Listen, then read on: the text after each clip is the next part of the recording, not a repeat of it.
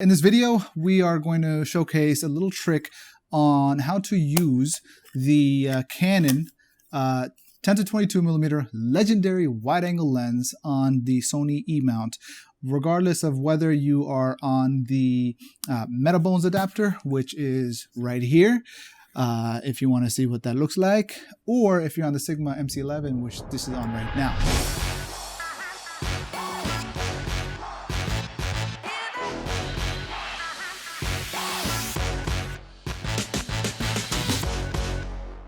Now, here's the thing.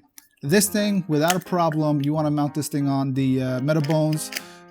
It lines up, no issues. Put this into green mode, you're going to get gyro stabilization. You put this in advanced mode, you might get autofocus, but when you add a wide angle, my suggestion is to stay in manual focus and just kind of, use your finger to focus where you're at, because your focus area is actually really, really deep. Boom. Oh, I've got to focus this up. There you go. Now we're focused up. But yeah, so you'll notice, right? So it's got the vignette, right? Yeah. But so regardless if I'm at 10. Is it a crop sensor? No, it's a full frame. Oh, okay. Right? However, check this out. So I press the middle button. Nice. Right? So now I'm at 1.3x. This is a 10 millimeter. So this is really like 13. This is like a Busta Rhymes video. So let me just follow you with this. I think at 1.2, starting at 13 mil, this works best. You get like the hallway, the everything, walls, man, everything. I got you head to toe right now. Yeah. And the best part about these wide angle lenses. Hey, Assalamu alaikum. Oh, right there at the table. Yes, sir. Assalamu alaikum. Yeah, right there, brother. Yes, sir. What's going on, man? How you doing? Assalamu alaikum. All right. Assalamu alaikum. How you doing, man? How's everything? Good to see you. Inshallah. So we'll have the first line right here. Let's see. You're doing your Indian shrug? Oh no, I mean I told him, Jared, he was like, yeah, that's the Bollywood coming out of Belal right there, Oh, snap. the Indian shrug test, let's try it out. There you go. Right?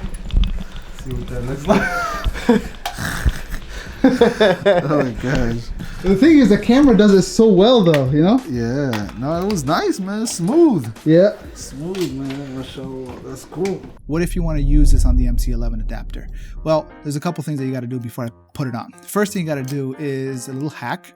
I did this a moment ago and Alex's eyes lit up in concern.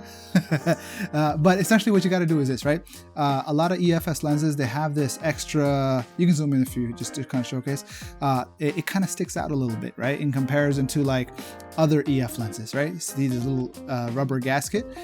I don't know why they do that, but it's not that hard to get rid of it temporarily. All you got to do is first you got to zoom out. So when you zoom out, it moves the glass in. Just stick your finger inside, don't touch the glass, and just kind of pop it out, right? Once you pop this thing out, it is able to mount on the MC-11. Without taking it out, it's not going to go on the MC-11. But if you want to put it back in, just make sure that the glass is all the way zoomed out, right? And you just line it up, and then you just simply pop it back in, and you're good to go.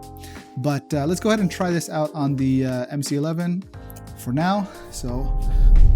So now we are at f4.5 at its widest. I'm assuming that the gyro stabilization is going to be functioning without an issue. But we've got Alex in the house. Yes, sir. And let's do with Alex in focus, let's do the Indian shrug test.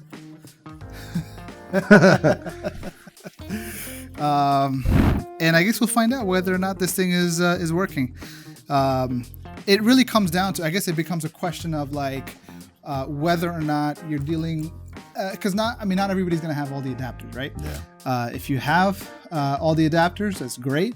Then you can kind of pick and choose. You use the MC-11 for the gyroscopic data for stabilization in post using Catalyst Browse, which is Sony's exclusive software for their cameras right now. The Sony A7C, the Sony A7S III, and the Sony ZV-1. The Canadians call it a ZV-1. And the thing I don't understand is if Z is Z, then is D dead?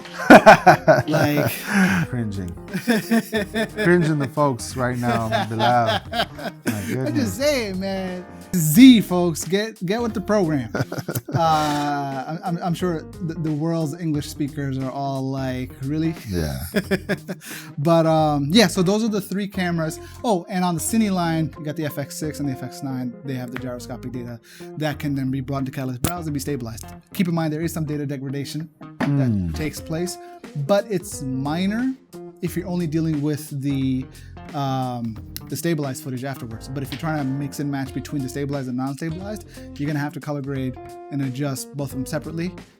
But in most cases, 99% of cases, you won't be doing that. Yeah. Right? So if you're just grading one set of stabilized footage, then it's a non-issue. Just something that I found when I was trying to do the comparison, I was trying to copy and paste the lumetri settings from one to the other, and it just like completely did not work. Really? Yeah. And you'll notice like if you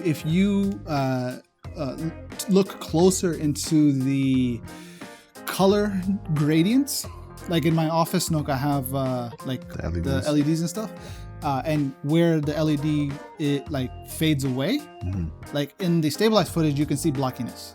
Wow. Right? But like that's if you really zoom in. But if you're watching on your phone, you're watching on your TV, and you're sitting 5 to 10 feet away from the screen, it's fine. You'll never see it. Yeah.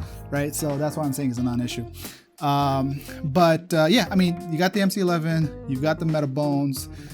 If anybody has tried the Viltrox or Photodiox adapters with Canon lenses, do you get autofocus or not? So that's the only question that I have.